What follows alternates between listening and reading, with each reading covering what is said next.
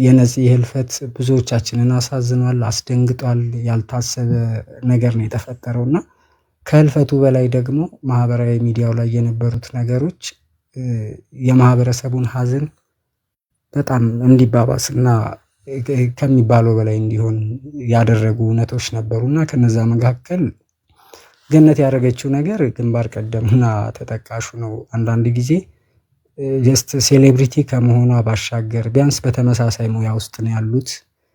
በደንብ ይተዋወቃሉ፣ ይቀራረባሉ። ምናልባት ሙያው አገናኝቷቸው በአካልም ተገናኝተው አውርተው ወይም የእሱን ደግነት ወይም የእሷን ባህሪ እሱም ያየበት ያየችበት እውነት ይኖር ነበረ። ግን አይደለም እሷ በዛ ልክ በተመሳሳይ ሙያ ውስጥ ሆና በቅርበት የምታውቀው ይቅርና ነፃነትን በቲቪ መስኮት ብቻ የሚያውቀው የማህበረሰብ ክፍል በዛ ልክ ደንግጦ አዝኖ ስሜቱን ለመግለጽ ከብዶት ፈጣሪ ነፍሱን ይማረው ከማለትና ከማልቀስ ውጪ ምንም ማድረግ ባልቻለበት ሲቹዌሽን ውስጥ እሷ ግን ሁኔታውን ትኩረት ለማግኘት ምናምን አይደለም።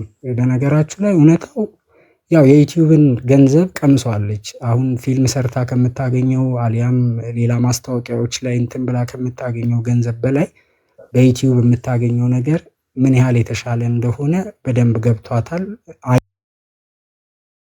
አይቷለችም አግኝታው ሰው ይሄ ደግሞ በጣም ቫይራል የሚወጣ ኢሹ ነው።